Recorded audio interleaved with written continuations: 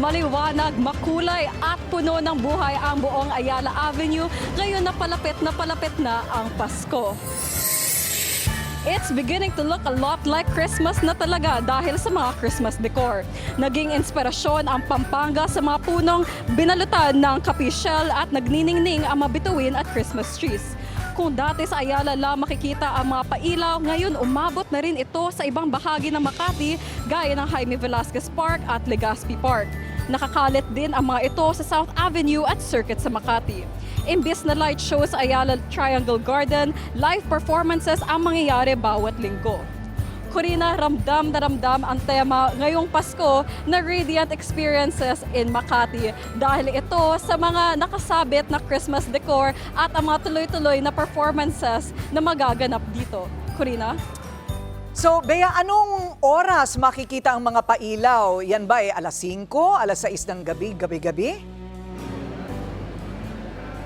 Corina, pwede na dumating ang mga tao para makita ang mga ilaw simula ng alas 6 hanggang hating gabi. Kaya kanina pa lang, may mga marami na mga tao na dumating para makita ang pagsindi ng mga ilaw.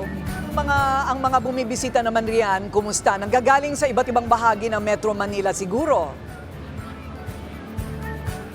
Oo, tama ka dyan, Corina. Nakangiti nga ang mga pamilya at ang mga tao na galing trabaho na bumisita para makita ang mga Christmas decor sa Ayala Avenue. Simula ng alas 4 pa lang ng hapon, may mga nakaabang na para makita ang mga performances.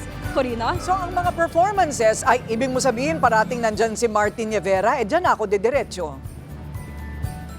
Magtatanghal ba dyan sa Corina, Makati parati? hindi naman ganon.